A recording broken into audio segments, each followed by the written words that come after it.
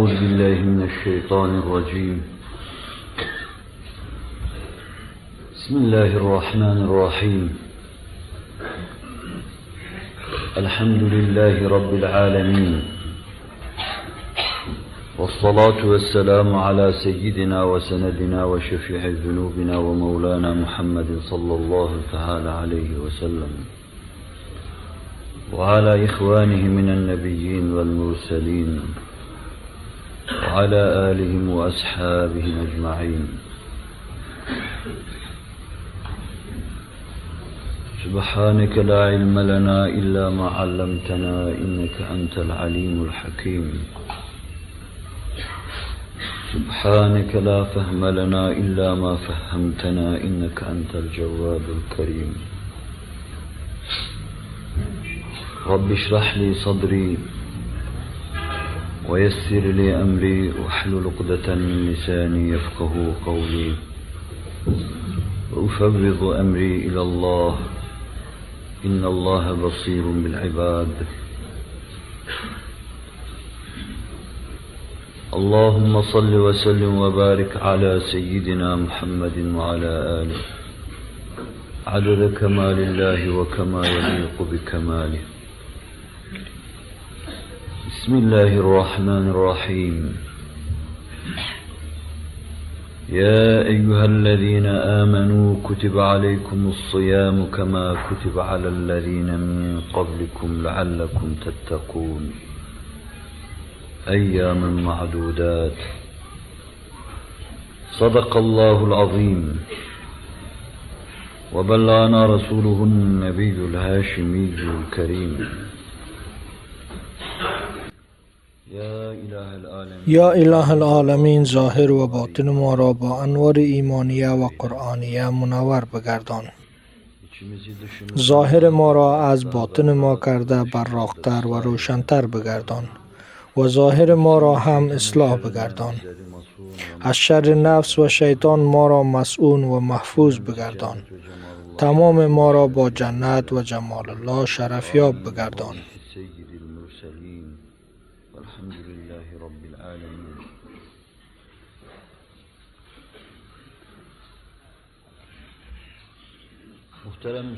مسلمانان محترم، روزه را با تعبیر دیگر به خاطر کسب رضای الله جل جلاله و با بیان موارد باطنی آن به صورت عمومی برایتان توضیح دادم و به حضور شما آمدیم. در جمعه گذشته به طور مقدمه بعض موارد را عرض کردم.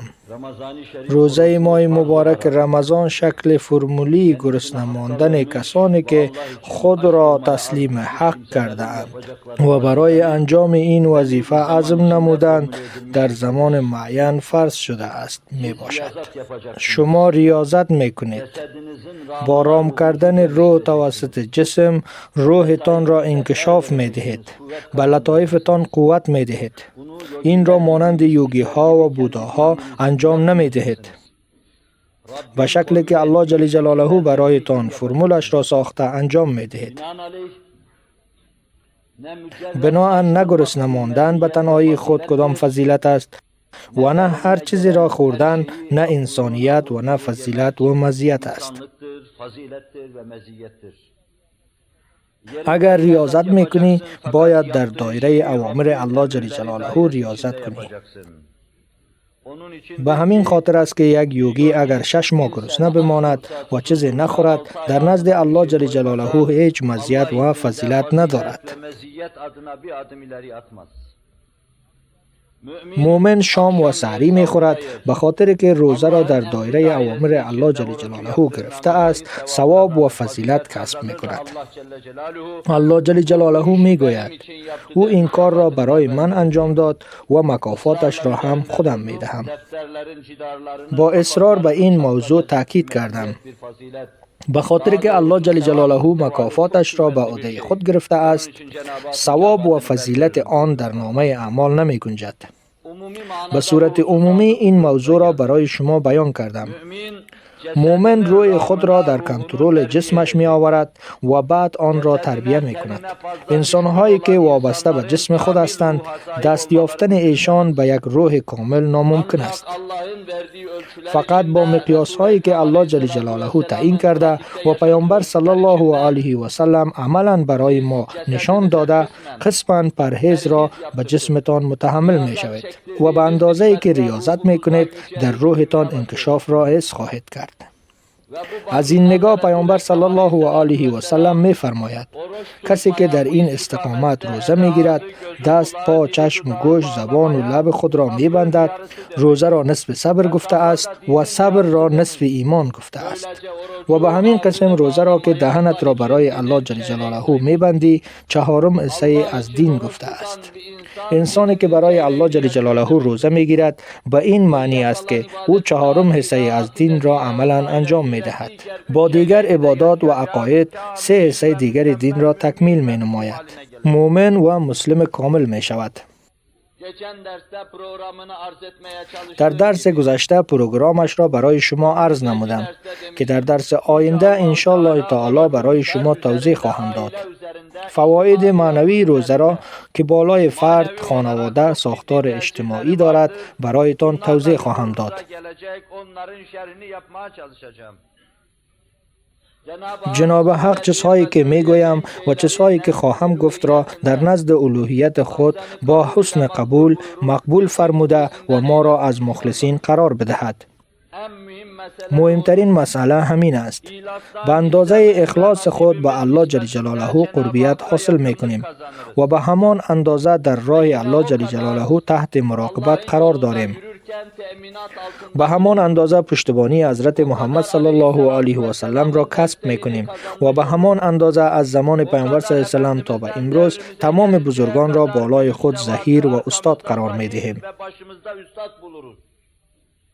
به اندازه اخلاص خود در عبادات و طاعت، فکر، تصور و عقیده قلباً باید باشیم. به دیگر چیزها فکر نکنیم و فقط به الله جل جلاله باید فکر کنیم و در راه او باشیم. تنظیم حیات فردی، تنظیم ساختار خانوادگی، حفاظت وطن و مملکت و در این را جهاد در مقابل کفره و فجره و هر چیزی که انجام می دهیم برای رضا و خوشنودی او باشد. حتی وقتی به جهاد و سمت مرگ می روی، اگر در قلب ما یک ذره شک هم موجود باشد، تمام اعمالی که انجام داده ایم نابود می شود. با بیان حدیث شریف مانند یک پلیدی بر روی ما اصابت خواهد کرد. الله جل جلاله ما را محافظت کند. انسان در حالی که در خون خود غرق می شود، باز هم احتمال و خطر رفتن او به جهنم موجود است. مانند من که با ریاکاری امر بالمعروف می کند، هم احتمال به جهنم رفتن وجود دارد. قلبت را استوار و کامل نگاه می داری و بسیار زیاد مورد مراقبت قرار می دهی. 50 مرتبه قلبت را در زیر ذره‌بین ساختار آناتومیش را مورد مطالعه قرار می دهی.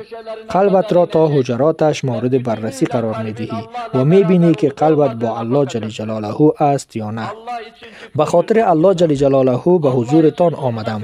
به خاطر الله جل جلاله الا آخرش صحبت کردم.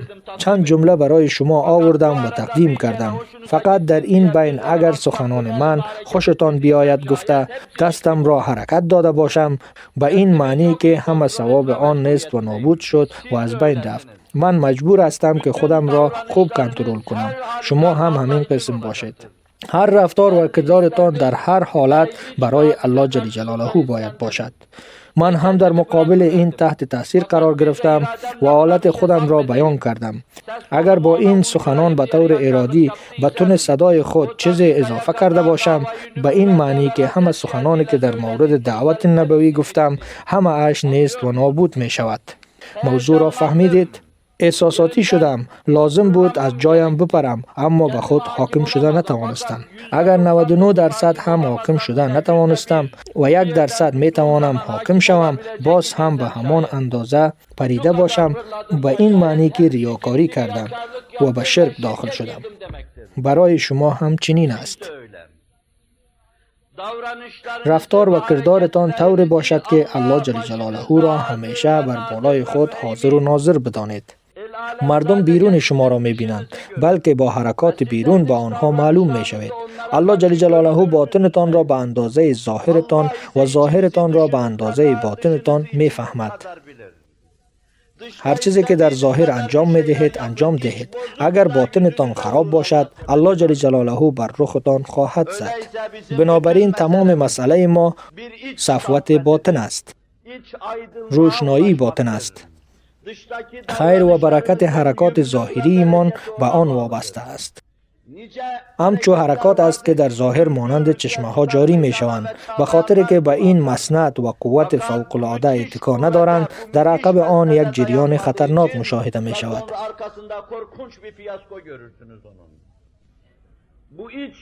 از باطن کمک گرفتن و به آن بود اتکا کردن و ارتباط با الله جل جلاله را قوی نگه داشتن لازم است. و روزه عملی است که از باطن آن را تمثیل می کند. الصوم لی و انا اجزی به.